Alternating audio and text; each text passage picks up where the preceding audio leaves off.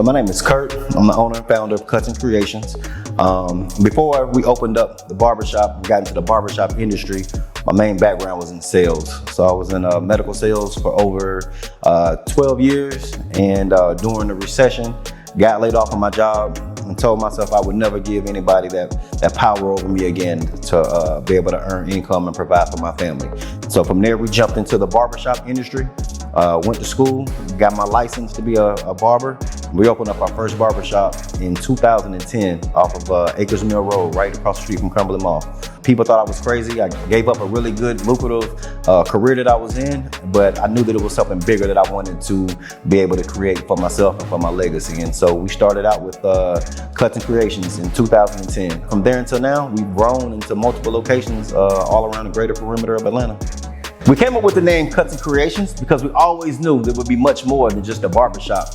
The cuts side of it, that's the barbershop. But the creation side of it is the social media platform that we always knew we would dive into, the podcast, which we always had aspirations of, as well as our YouTube page. And it's almost like the creative side of barbering. You know, barbering is much more than just cutting hair. It's almost an art. So the creation side of the Cuts and Creations is the arts form side of it, which is something that we're just now tapping on and happy to expand in.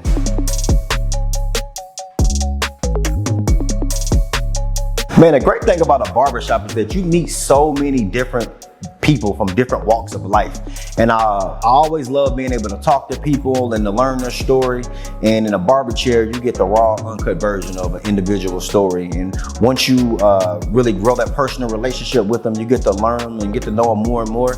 And I just felt like it was a great opportunity for me, being a people's person, to be able to meet new people, talk to new people, and as well as be able to make money doing something that I love.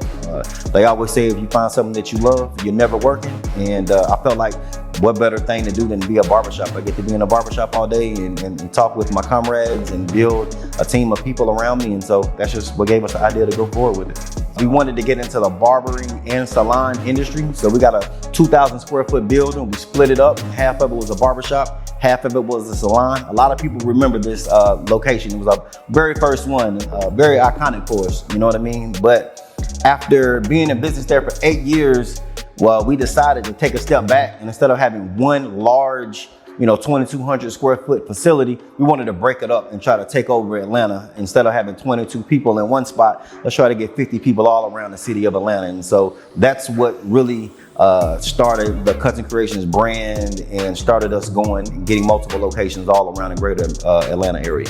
So we have 3 barbershops and we have 1 salon suite. Legacy Suites is our sister company of Cuts and Creations. And we started that about 2 years ago now. We've been in the salon suite industry.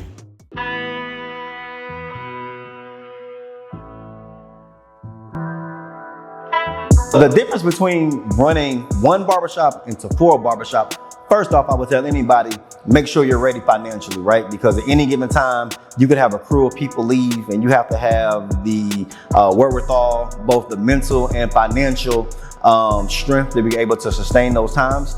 But systems in place would be the main thing. Make sure you got people who you can trust, that you can put in management positions.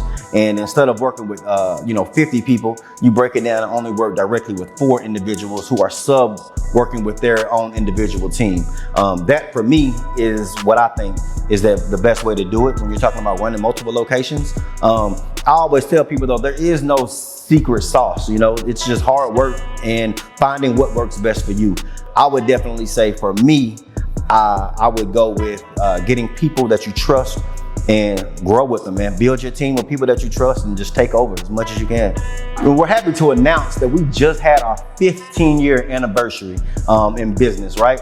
I'm very, very proud of our team. Anybody who's ever worked with us over this 15-year journey, man, we've had hundreds of barbers coming to the up under the Cuts and Creations umbrella.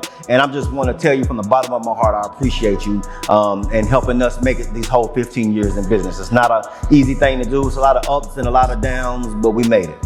The toughest journey through this whole 15-year process, I would say, it was just starting out, man. When I first came into the industry, I thought I was going to open up this shop. We were going to have a fish tank in the wall and granite floors and white leather couches, and the people were just going to come in masses. And I surely, figured out very fast that wasn't going to be the case.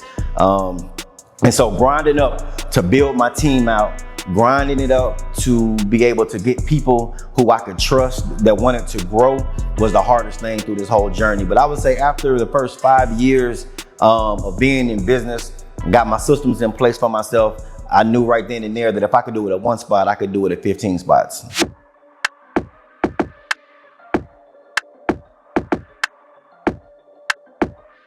The number one thing that I'm about right now is legacy. You know, I have a son. He's getting into the barber industry now. I definitely want to be able to pass him down things so he doesn't have to start from scratch within the industry like I did. And then consulting side of it, I definitely want to be able to help the younger barbers that are getting into the industry, help avoid a lot of the mistakes that I made. Barbering is the number one trade right now out of all professions. More people are getting into barbering coming out of high school than they are electrical or plumbing. And so I feel with that being said, there's a space for individuals like myself to be able to teach and consult and to coach younger barbers that are getting into this game, especially opening up shops or just building clientele to help them avoid some of the mistakes that I made when I first got started in this industry. Believe in God. You know, you got to really talk to him and let him know what you want, and be careful what you ask him, because what you ask him for, he will give it to you, you know, and so make sure you're prepared for what you're asking for. I'm also a very goal-oriented person, so I would tell anybody to make sure that you're putting goals on your weekly, your monthly, your quarterly, and your yearly calendar. One of the best quotes is, how do you eat an elephant? And the answer is one bite at a time, right? And so if you are constantly chipping away daily at the goals that you have set forth for yourself, anything is possible, man, anything. You know, no one's perfect as it pertains to running a barbershop. You know, we all have our slow days. We have our busy days. But one thing that I tell all of the barbers who work for me is that we're in this barbershop for 12 hours a day, right? But the client's in this barbershop for 30, 45 minutes. And so if we have a bad 30 minutes within this 12-hour day, it reflects the whole day of the barbershop to that individual client, because that's what they seen, you know, when they were getting their services from us. And so definitely greet your clients with a hello. You know, you want to have a team-friendly camaraderie. You know, all the angry barbers, put them in the back of the shop, man. If you're not trying to say hello to your clients, if you're not, you know, if you're the antisocial barber, that's fine. You know, everybody has their own lane, but you definitely don't need to have that individual in the front of your shop greeting barbers. You know, you have to have a joyful personality and make people feel welcome to come in, just like you would in your home if you invited somebody in. I tell all the inspiring barbers, man, you're much more than just an individual who cuts hair, right? These people who are your clients, they're going to talk to you more than they talk to their therapist. You know, you're going to know more about some of these clients than their spouses know about them, right? So you almost become like a psychiatrist in a way to a lot of your clients, you know what I mean? And you can have that one-on-one, just heart-to-heart talk with them, man, and you'll be surprised as far as what individuals are willing to share with their barber that they're not willing to share with other individuals that are close to them as well.